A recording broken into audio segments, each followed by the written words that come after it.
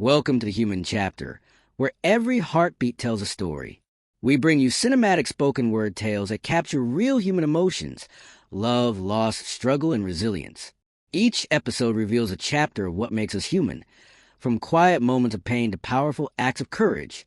Subscribe to join a growing community that believes in empathy, truth, and the art of storytelling. Inspired by life.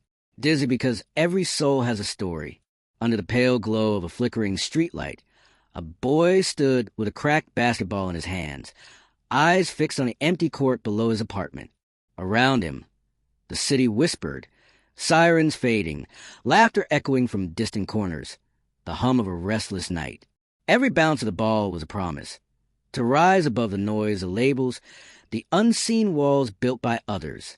He didn't yet know how heavy dreams could feel when the world refused to see your light. But under that streetlight, he decided he would not let the darkness define him. The boy's name was Malik, a quiet 12-year-old living in a small apartment complex where the paint peeled and hope often seemed like a luxury. His mother worked double shifts at a diner, her smile weary but unbroken. The city was a patchwork of contrast. Sleek towers scraping the clouds on one end, broken benches, and fading murals on the other. Malik belonged to the forgotten side. Every evening, when the streetlight flickered to life, he played basketball alone. It wasn't just a game, it was escape, rhythm, prayer. The ball against the pavement was his heartbeat, his reminder that he was still here, still trying. The city had its own kind of music, bus brakes hissing, street vendors shouting, trains sighing in the distance. Malik listened to it all and dreamed of stages, crowds, and brighter lights.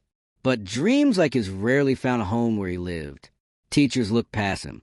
Storekeepers watched too closely. And every step outside felt like walking a tightrope, between being invisible and being feared. Still, beneath the streetlight, he practiced every move, believing that one day, someone might notice the boy who refused to give up. As the weeks turned into months, Malik's world began to shift. The city's edges grew sharper, voices louder, warnings colder. A new kid moved into the building. Older, bolder, already shaped by the bitterness that Malik tried so hard to ignore. He laughed at Malik's late-night practice sessions, telling him dreams didn't belong to kids like them. Malik tried to brush it off. But every comment, every sneer, added another stone to the weight he carried. Then came the day of the neighborhood basketball trials, a local event that drew scouts and coaches from across the city. Malik's heart raced with hope. He practiced every spare moment, until his palms blistered and his knees ached. His mother saved just enough for new sneakers, cheap ones, but clean, white, and full of love. The day of the trials, Malik arrived early, his breath fogging in the morning chill. Yet as soon as he stepped onto the court, the looks began. Some boys snickered. A coach whispered to another, their eyes tracing Malik's worn clothes and nervous stance. When his turn came, he played with everything inside him, precision, passion, rhythm. The crowd went quiet. For a moment, even the wind seemed to pause. But then came the fall, a shove from behind, a laugh, a referee's indifferent shrug. The ball rolled away, and so did his chance. That night, under the same streetlight, Malik didn't pick up the ball. He sat in silence, listening to the city hum like a tired engine. The dream that once felt so close now felt impossibly far. But somewhere deep down, a quiet spark remained, the kind that flickers long after the flame seems gone. Days passed. Malik withdrew, avoiding the court, the noise, the looks. His mother noticed, her eyes heavy with understanding, but words too fragile to help. Then one evening, as rain streaked the glass and thunder rolled to the sky, Malik heard something, a soft rhythm outside. He stepped out. The neighborhood kids were gone. The court was wet and glistening. Yet there, under the streetlight, someone had placed a brand-new basketball. No note, no name, just a silent offering. Malik stood for a long time before picking it up. It felt warm against his hands, almost alive. The rain didn't matter anymore. He began to dribble, slowly, then faster. Each bounce echoed louder than the storm. The city's rhythm joined his own. In that moment, he wasn't a kid from the forgotten side of town. He was every heartbeat that refused to break, every dreamer who had been told no, every name that had been erased but kept writing itself back into the story. The streetlight above him stopped flickering.